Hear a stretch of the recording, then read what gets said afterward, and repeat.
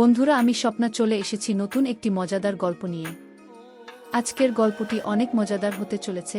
আজকের গল্পটি শুনলে তোমাদের পাইপ দিয়ে ঝরনার মতো স্রোত বয়ে যাবে, তাই গল্পটি শোনার আগে অবশ্য হেডফোন ব্যবহার করো। বন্ধুরা, তোমরা যারা আমার ইমো নাম্বার চাও তারা সবাই গল্পটি পুরো শুনবে, কেননা আজকের গল্পের মাঝে আমি আমার ইমো নাম্বারটি দিব।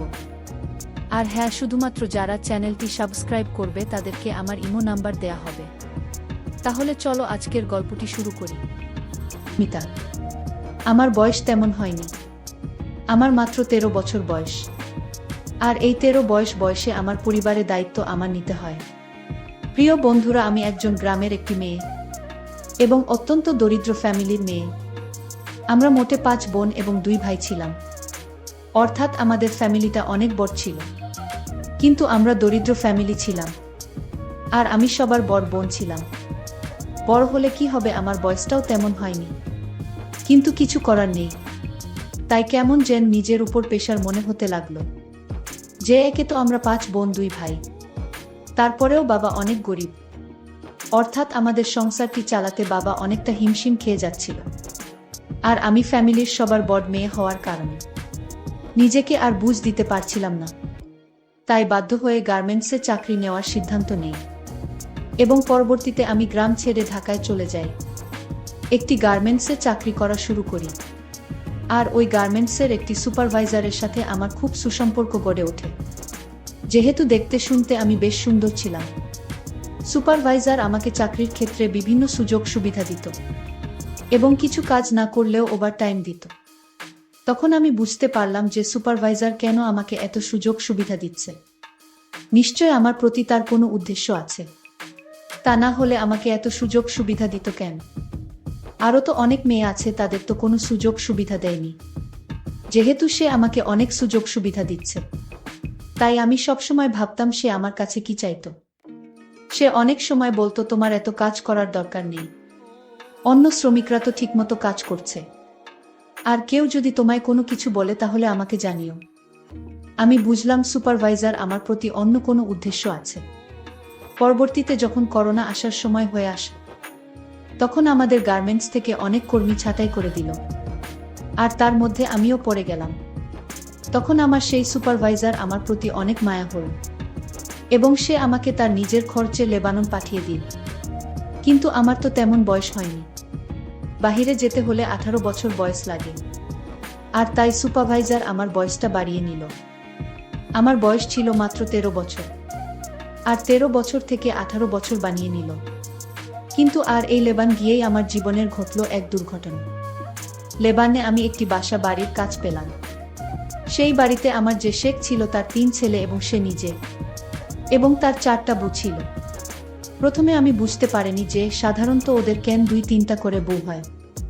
পরে বুঝতে পারলাম তাদের অনেক, তাই তারা 2-3টা করে বিয়ে করে এবং তাদের বুড়াও বিয়ে করার অনুমতি দেয়, কারণ সে একা এত সামাল দিতে পারে না। তাই লেবান যাওয়ার পরেও শেখ এবং তাদের 3 ছেলের নজরে আমি পড়ে গেলাম। কিন্তু প্রথম টাইম আমি জানতাম না যে প্রবাসে সাধারণত মেয়েদের সাথে এরকম করা হয় এবং কিছু বলাও যায় না। যদি কিছু বলে দেই তাহলে বিভিন্ন রকম মিথ্যা মামলা দিয়ে জেল হাজতে পাঠিয়ে দেয়া। এই বিষয়টি আমি অন্যান্য প্রবাসী মেয়েদের থেকে জানতে পারলাম। তো যাই হোক বন্ধুরা, এরপরে আস্তে আস্তে সংযুক্ত আরব আমিরাত শেখ এবং তার 3 ছেলের নজরে আমি পড়ে গেলাম। এমনকি তারা বিভিন্ন স্থানে বেড়াতে গেলে আমাকে গাড়িতে করে নিয়ে যেত।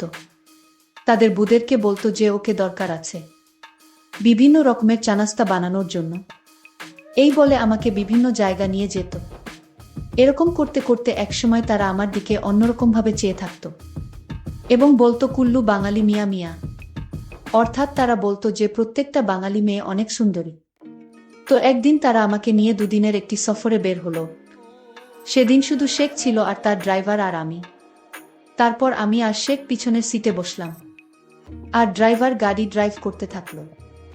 এক পর্যায়ে শেখ আমার দিকে অদ্ভুতভাবে চেয়ে থাকতে শুরু করলো, কিন্তু আমি কিছু বলতে পারলাম না, কারণ এর আগেও আমি শুনেছি যে প্রত্যেক শেখরাই তাদের বাড়ির কাজের মেয়েরা তাদের সকল কথা শুনতে হয়ে, যদি তাদের কথা না শুনি এবং পুলিশকে ইনফর্ম করলে মিথ্যা মামলায় ফাঁসিয়ে দেয়া। তাই আমি এই ভয় পেয়ে গিয়ে আমি তাকে কিছু বলতে বলিনি। এবং বলার সুযোগ দেয়নি আমায়। আর গাড়ির মধ্যে একটি পর্দা টানিয়ে দেয়। আমি তাকে জিজ্ঞেস করলাম, পর্দা টানাচ্ছেন কেন গাড়িতে? সে বলল, সামনে মরুভূমি, প্রচণ্ড বাতাস আসতে পারে। আমি তার কথা শুনে প্রচণ্ড ভয় পেয়ে গেলাম, কিন্তু ভয় পেয়ে কোনো লাভ নাই। তখন আমার কাছে পুরো দুনিয়াটা একদম অন্ধকার হয়ে গেল। মনে মনে হচ্ছিল আমি আর পৃথিবীতে বেঁচে নেই। এতটা কষ্ট এবং অসহ্যকর মনে হচ্ছিল। কিন্তু শেখের এ বিষয়ে কোনো খেয়াল করল না। আমি বেঁচে আছি নাকি মরে গেছি এ বিষয়ে তার কোনো খেয়ালই রইল না। এক পর্যায়ে আমি অজ্ঞান হয়ে গেলাম। প্রায় 3 ঘন্টা পর আমার হুঁশ আসলো এবং আমি দেখলাম যে আমার অবস্থা একদম কাহিল। অর্থাৎ আমার শরীর এমন হলো, উঠে দাঁড়ানোর মতো শক্তি আমার ছিল না। কিন্তু কিছু করার নেই, নিজের শেখ বলে কথা। আর আমাদের আজকের সফরটা ছিল প্রায় 600 কিলোমিটার দূর। এই 600 কিলোমিটার সফর অবস্থায় শেখ আমার সাথে। তারপর আমি যখন একটি নির্দিষ্ট স্থানে পৌঁছালাম, তারপর আমি সেই স্থানে পৌঁছানোর পর অসুস্থ হয়ে গেলাম। তারপর লেবাননের শেখ আমাকে একটি প্রাইভেট মেডিকেল হসপিটালে ভর্তি করল এবং 2 দিনের মধ্যে আমাকে সুস্থ করে তুলল। অতঃপর সে আবার সেখান থেকে ফেরার সিদ্ধান্ত নিল এবং আমরা আবার গাড়িতে উঠে বসলাম। কিছুক্ষণ আসার পর সে আমায় বলল, কেমন লাগলো আজকের সফর? সে গাড়ির আবার পর্দা টানিয়ে দিল। তখন আমি শেখকে অনেক অনুরোধ করে বললাম, আপনি পর্দা টানালে আমার ভয় করে। আমি তার অনেক হাতে পায়ে ধরলাম, কিন্তু সে কোনোভাবে আমার কোনো কথা মানল না। সে বল, দেখো তুমি এখানে চাকরি করতে এসেছো, তাই আমরা তোমাকে যেভাবে বলি সেইভাবে তোমার চলতে হবে এবং সকল কথা রাখতে হবে। আমি বুঝতে পারলাম শেখ আমার কথা রাখবে না। তারা যা বলে তাই মানতে হয়। তারা বলে সেখানে চাকরি করতে গেলে তাদের এটাই নিয়ম। এভাবে আমরা বাড়িতে আবার চলে আসলাম। কিন্তু বাড়িতে আসার পরও কোনো রেহাই পেলাম না, কারণ শেখের 3 ছেলেকে দেখে আমার অনেক ভয় লাগত। সেই 3 ছেলের কোনো কাজকর্ম ছিল না, শুধু বাসায় বসে থাকতো, টিভি দেখতে আর আড্ডা মারত। আর তার বাবার বড় বিজনেস ছিল। বাবা সারাদিন সে বিজনেসে সময় দিত। প্রিয় বন্ধুরা, যখনই তার বাবা দিনের বেলায় তার ব্যবসার স্থানে চলে যেত, আর আমায় তখন বলতো, এই বাঙালি আমাদের 3 ভাইয়ের কথা রাখতে হবে। আর বলতো, যদি বাবাকে কিছু বলিস তাহলে তোর চাকরি চলে যাবে। কিন্তু তারপরেও কিছু করার ছিল না, কারণ আমি দেশে চলেও আসতে পারবো না। দেশে গিয়ে কি করব? কারণ আমি দরিদ্র ফ্যামিলির। বাড়িতে গেলে আমি আরও আমার পরিবারের বোঝা হয়ে দাঁড়াবো। তাই যাতে পরিবারের বোঝা না হয়, এজন্যই আমি চাকরি করতে চাই। প্রিয় বন্ধুরা, এভাবে সংযুক্ত আরব আমিরাতের শেখ এবং তার ছেলেরা আমার দিকে সবসময় এক অন্যরকম দৃষ্টিতে চেয়ে থাকত। সেটা আমার ভালো লাগতো না, কিন্তু ওরা বলে চাকরি করতে হলে তাদের সকল কথা রাখতে হয়। আমি তাদের ছেলেদের দেখে ভয়ে সবসময় লুকিয়ে লুকিয়ে থাকতাম। আমি বাসার সকল কাজকর্ম করে রাতে যখন রুমে শুতে গেলাম, আমার 2 দিনের জার্নিতে আমার শরীর অনেক দুর্বল ছিল, তাছাড়া অজ্ঞান অবস্থায় 3 দিন ছিলাম। কিন্তু শেখদের কোনো টাকা পয়সার অভাব ছিল না। যাই হোক, আমি রাতে প্রচণ্ড মাথা ব্যথা হচ্ছিল।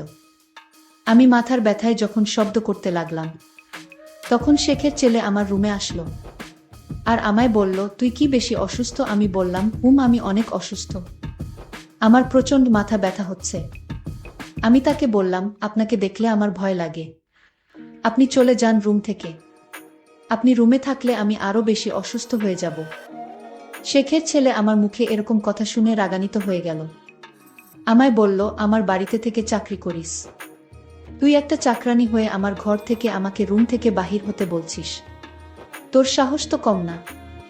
আমি শেখের ছেলের কথা শুনে ভয় পেয়ে গেলাম। আমি শেখের ছেলেকে বললাম, আমার ভুল হয়ে গেছে, আমি আসলে মাথা ব্যথায় আমার কোন হুঁশ ছিল না, আর তাই মুখে কি হতে কি বলে ফেললাম।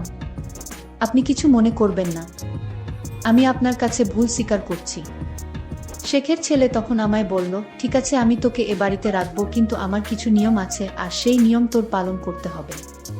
আমি তাকে বলেছিলাম, আপনার সকল নিয়ম আমি অক্ষরে অক্ষরে পালন করব, তাও আপনি আমায় এই চাকরি থেকে বহিষ্কার করবেন না। শেখের ছেলে তখন আমায় বলল, ঠিক আছে, আর রাত 12টা বাজলে আমার রুমে কিছু কাজ পড়ে আছে, সেগুলো তোর করতে হবে। আমি তখন শেখের ছেলেকে বললাম, দেখুন, আজ আমি অসুস্থ, কাল আপনার রুমের সকল কাজ করে দিব। সে তখন আরো রাগান্বিত হয়ে বলল, আমি বলছি, আজই আমার রুমে প্রচুর কাজ পড়ে আছে, সেগুলো এখনই তোর করতে হবে। মনে মনে চিন্তা করলাম কেন তাকে রুম থেকে বের হতে বললাম। নিজের বিপদ নিজেই ডেকে এনেছি। আমি আরও একবার তাকে অনুরোধ করলাম, আজ আমার শরীরটা ভালো না, মাথা ব্যথা করছে। তখন সে বলল, আমার রুমে মাথা ব্যথার ওষুধ আছে, খাওয়ার সাথে সাথে ভালো হয়ে যাবে। এখন ঘড়িতে 11:30 বাজে। আমি আমার রুমে ওয়েট করছি, তোকে যেন 30 মিনিট পর আমার রুমে দেখি। আমি শেখের কথা শুনে বললাম, ঠিক আছে আপনি যান, আমি আসতেছি। তারপর যখন রাত 12টা বাজলো, আমি ভয়ে ভয়ে তার রুমে গেলাম আর মনে মনে চিন্তা করতে লাগলাম, আজ কপালে কি আছে কে জানে। যাই হোক, শেখের ছেলের রুমে গেলাম। তারপর তাকে জিজ্ঞেস করলাম, স্যার কি কাজ পড়ে আছে? তখন শেখের ছেলে বলল, আজ থেকে রাত 12টা থেকে শুরু করে রাত 4টা পর্যন্ত তোর এই রুমে ডিউটি। আমি শেখের ছেলেকে বললাম, দিনেও ডিউটি রাতেও ডিউটি, তাহলে আমি ঘুমাবো কখন? শেখের ছেলে বলল, ভোর 4টা থেকে সকাল 8টা পর্যন্ত। আমি যদি এখন মানা করি তাহলে হয়তো আমার চাকরি থাকবে না, আর তাই তার এই নতুন নিয়ম মেনে নেওয়া ছাড়া আমার কোনো উপায় ছিল না। আমি তখন শেখের ছেলেকে জিজ্ঞেস করলাম, আপনার রুমে রাত 12টার সময় কি করতে হবে? তখন সে বলল, আমি যদি তোকে বলি তুই শুয়ে থাক, তাহলে তুই চুপ করে শুয়ে থাকবি, কোনো কথা বলতে পারবি না। আমি শেখের ছেলেকে বললাম, শুয়ে থাকলে কি আমার ডিউটি হবে? সে বলল, শুয়ে থাকার পর আমি তোকে যা আদেশ করি তাই তোর পালন করতে হবে। আমি আমতা আমতা করে বললাম, ঠিক আছে আপনি যা বলবেন তাই হবে। তবে আজ আমি অনেক অসুস্থ, আজকের রাতটা আমার রুমে আমায় ঘুমাতে দিন, কাল থেকে আমি আপনার রুমের দায়িত্ব পালন করব। আপনি যাহা বলিবেন তাই হবে। শেখের ছেলে আমায় বলল, ঠিক আছে যা জুমা, আজ তোকে সুযোগ দিলাম। শেখের ছেলের কথা শুনে আমার একটু স্বস্তি মনে হলো। আমি আমার রুমে ঘুমাতে গেলাম। আমি রুমে গিয়ে ঘুমিয়ে পড়লাম। এরপর আমার সাথে যা ঘটেছিল তাতে আমার বেঁচে থাকার ইচ্ছাটাই হারিয়ে ফেলেছি। বন্ধুরা, বিদ্যুতের সংকটের কারণে আজ সম্পূর্ণ গল্পটি শেষ করতে পারিনি। পরের পর্ব আগামীকাল আপলোড দেওয়া হবে। আর এরকম গল্প শোনার জন্য আমার চ্যানেলটিকে সাবস্ক্রাইব করে পাশে থাকুন। ধন্যবাদ।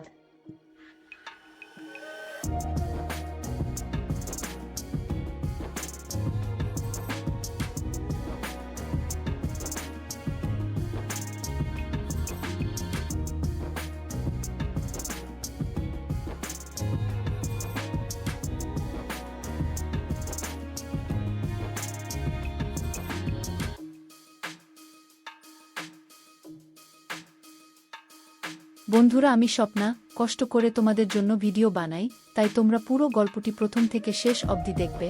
যারা নিয়মিত আমার চ্যানেলের ভিডিওগুলো দেখবেন এবং শুনবেন তাদেরকে আমার ইমো নাম্বার দিব পরবর্তী গল্পে।